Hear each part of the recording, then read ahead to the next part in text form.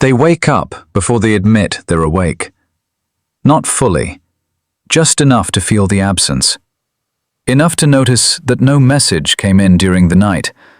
Enough to feel that strange, quiet pressure in the chest before the mind starts explaining it away. And if you've ever loved someone with avoidant attachment, you know this part too well. The unbearable silence, the not knowing, the humiliation of wondering whether they miss you while your entire body is screaming for proof. Because no contact feels like death when you don't understand what silence is doing behind the scenes.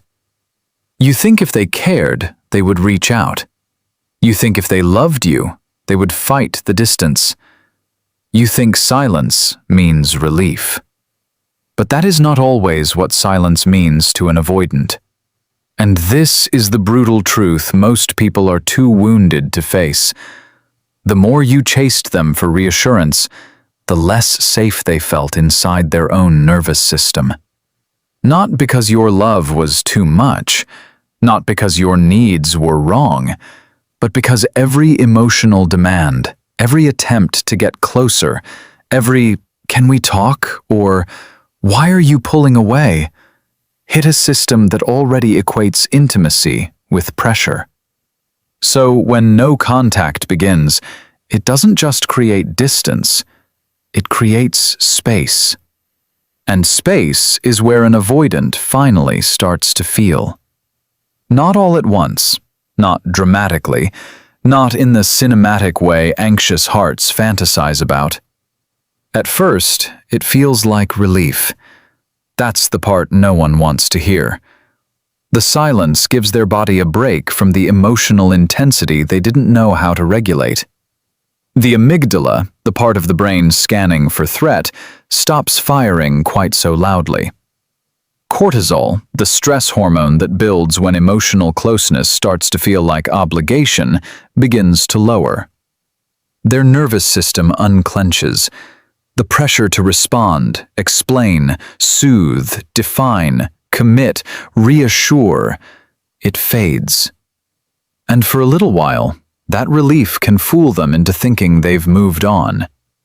This is why so many people break no contact too early, because they mistake that first relief for permanent indifference. But relief is not resolution. Calm is not closure. And distance does not erase attachment. It exposes it. Because once the noise dies down, once your messages stop, once the emotional weather clears, they are left alone with something they spend most of their life outrunning: their own internal experience.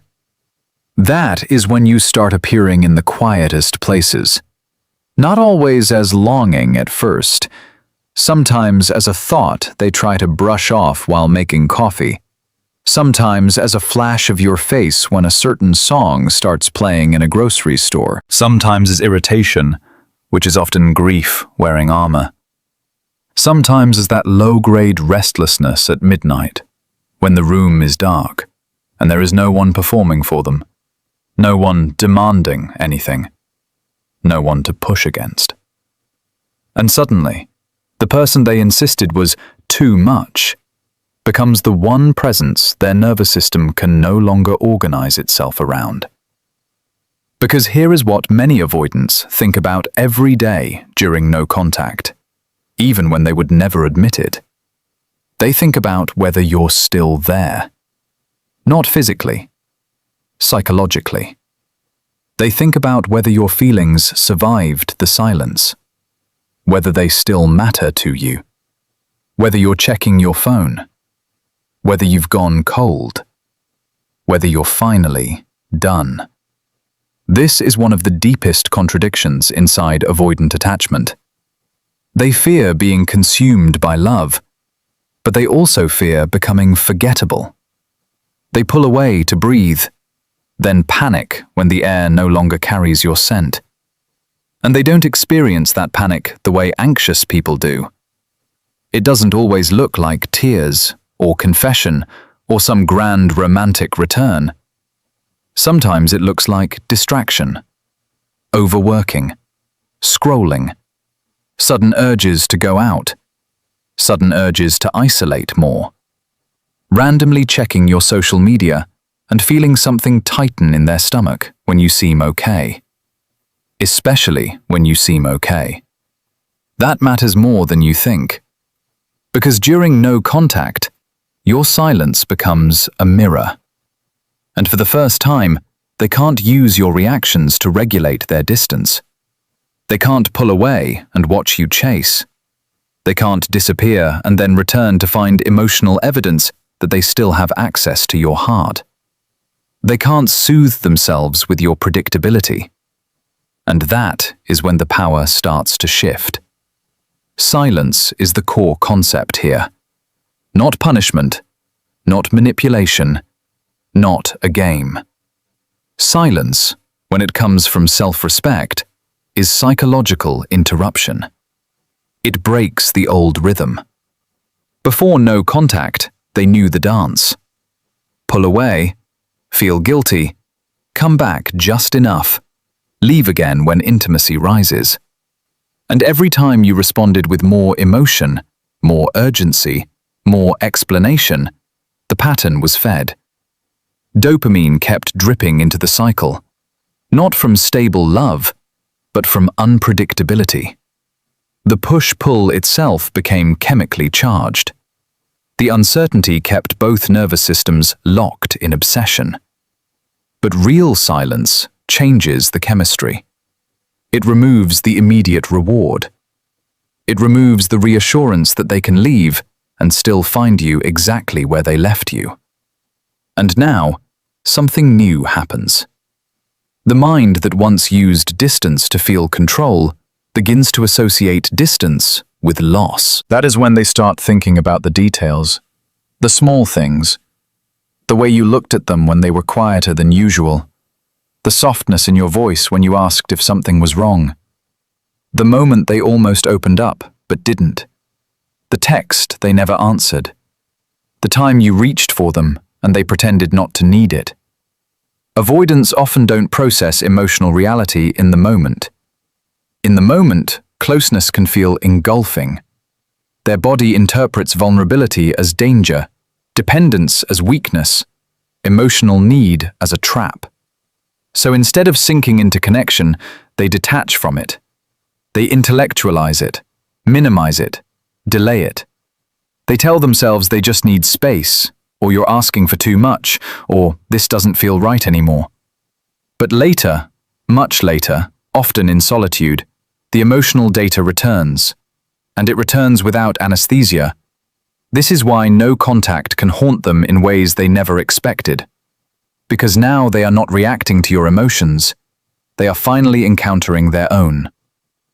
Imagine them driving alone at night, one hand on the wheel, the city lights smearing across the windshield. No one is asking for clarity. No one is confronting them. No one is saying, "Where is this going?" And yet your name arrives anyway. Uninvited, quiet, heavy. They hear something you once said, and now that same sentence lands differently. What they dismissed as pressure now sounds like tenderness. What they called drama now feels like pain they caused. What they escaped from starts to look like something real. And this is where the avoidant mind gets complicated. Because missing you does not instantly make them brave. Feeling you does not automatically make them reach out. In fact, the more they feel, the more exposed they may become to the very defenses that made them withdraw in the first place. They may think about messaging you and then stop. They may open your profile and then close it. They may rehearse words and then convince themselves it's too late, too messy, too risky. Vulnerability still feels like standing barefoot in winter. So, yes, they think about you, but they also think about protecting themselves from what thinking about you stirs up.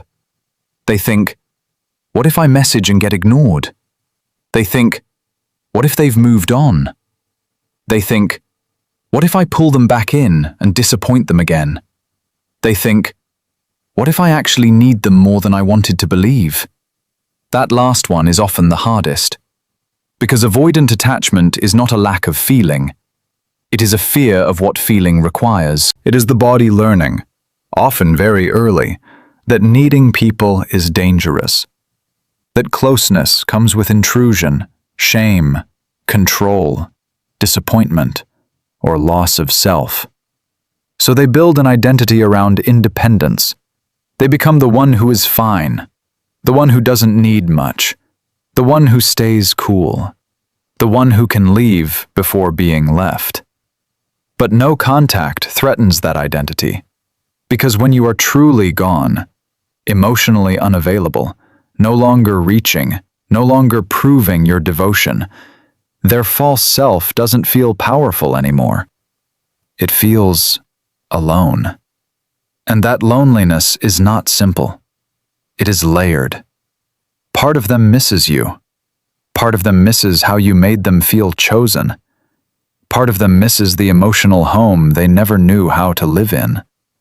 Part of them misses the version of themselves that only existed in your presence, the softer version, the more human version, the one that almost believed love could be safe. That is why they replay moments, not just the fights, the almosts, the almost text, the almost apology, the almost commitment, the almost vulnerability. Avoidants are often haunted more by what they didn't do than by what they did. Because deep down, they know the loss was not always caused by a lack of love. Sometimes it was caused by a lack of capacity, a lack of emotional tolerance, a nervous system that confused connection with collapse. So if you are in no contact right now, understand this carefully. They may not be waking up every day writing poetry about you in their head. They may not be dramatically unraveling. They may not be telling their friends they made the biggest mistake of their life. But that does not mean you are absent from them. You are in the pauses, in the unguarded moments, in the strange emotional static they can't quite name, in the irritation they feel when something reminds them of you and ruins the numbness, in the curiosity they feel when too much time passes and you still haven't broken. That curiosity becomes hunger faster than most people realize, because when the old script fails, the mind starts searching. If you stop reaching, they have to wonder why. If you stop proving, they have to imagine where your energy went. If you stop circling them, they have no emotional gravity to resist. And when there is no resistance, their own feelings stop being drowned out by your pursuit. That is often the moment they begin to chase, not always outwardly at first, but internally. They chase memory. They chase certainty. They chase signs. They start reading into your silence the way you used to read into theirs. Now they are the one wondering what it means. Now they are the one checking timestamps, stories, mood shifts, digital traces. Now they are the one trying to feel your emotional location without asking directly. This is where many people sabotage everything, because just when the power dynamic starts to turn, they panic. They get lonely. They get nostalgic. They get one dream, one song, one weak evening, and suddenly they send the message, "Hey, just checking in. I miss you. I know you probably don't care, but..."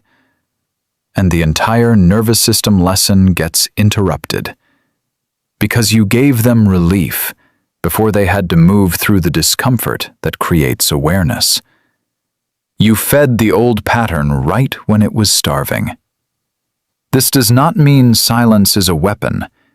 It means premature contact is often self-abandonment disguised as love. You have to understand what you are really doing when you break the pattern too soon.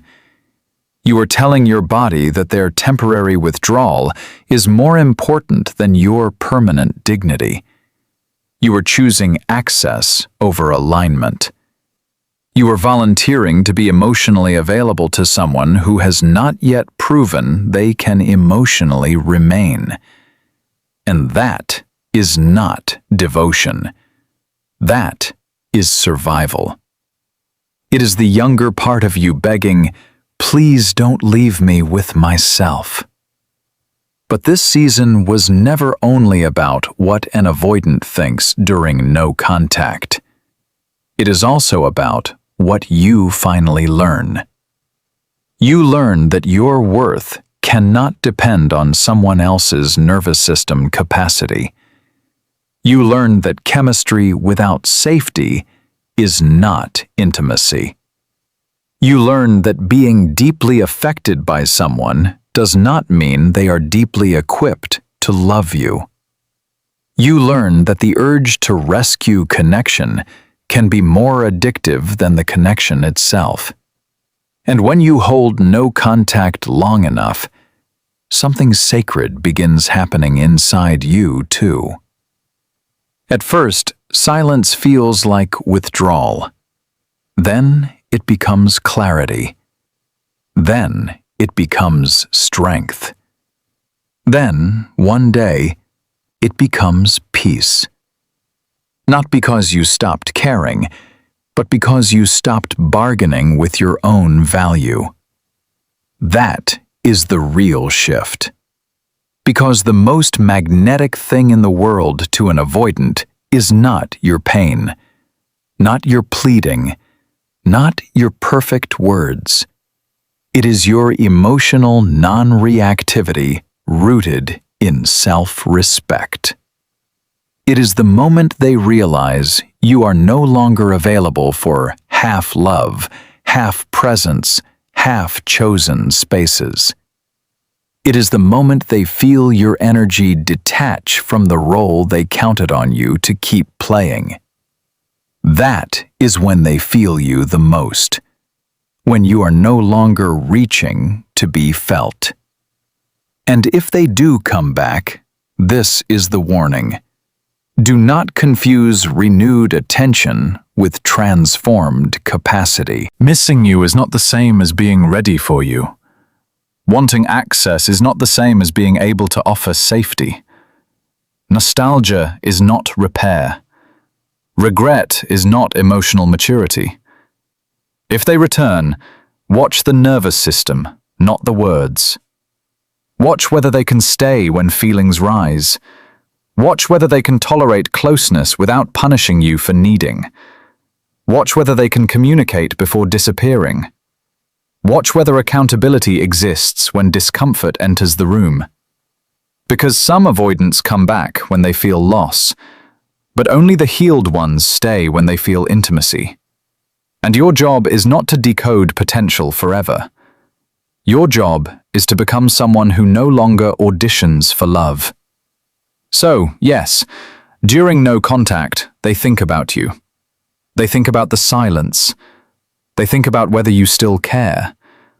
They think about reaching out and not reaching out. They think about the comfort they lost and the freedom they thought they wanted. They think about your absence in the places your presence used to cushion them. They think about what you meant, often more clearly than they ever could while you were close enough to touch. But the deeper question is no longer whether they think about you every day. The deeper question is what you think about yourself in the silence. Do you still believe love must be earned through endurance? Do you still believe being chosen by someone emotionally unavailable would finally prove your worth? Do you still believe your softness should come at the expense of your stability? Or are you finally ready to let the silence initiate you into someone new, someone calmer, someone harder to manipulate because they no longer confuse inconsistency with depth? Someone who can feel longing without abandoning themselves to it. Someone who understands that true power is not making another person obsess over losing you. True power is becoming whole enough that loss no longer makes you betray yourself. That is the identity shift. Not, I hope they come back. Not, I'll stay silent until they miss me. Not, I need to know what this meant to them. No, it becomes, I now see clearly what this dynamic was doing to me. It becomes, I do not chase what cannot stay present. It becomes, I can love deeply without collapsing around someone else's confusion. It becomes, if they return, they meet a version of me that is no longer starving. And that changes everything. Because when you are no longer starving, you stop romanticizing crumbs. When you are no longer starving, mixed signals stop tasting like hope. When you are no longer starving, silence stops feeling like proof that you are unlovable and starts feeling like information. Precious information. Clean information. The kind that saves years of your life. So let them think. Let them wonder. Let them sit in the space they created long enough to hear their own heart echo back at them. And you, do not spend this silence shrinking, waiting, monitoring, decoding. Use it. Let it burn off the fantasy. Let it regulate the part of you that mistook pursuit for passion. Let it show you that the deepest love you may be called into right now is not reunion. It is self-return. Because maybe this was never about getting an avoidant to finally see your value. Maybe it was about seeing it yourself so clearly that you never again beg someone else to confirm it. And once that happens, the whole dynamic changes. Even if they come back, you are different. Even if they don't, you are free. And freedom looks good on you. Quietly, completely, irreversibly.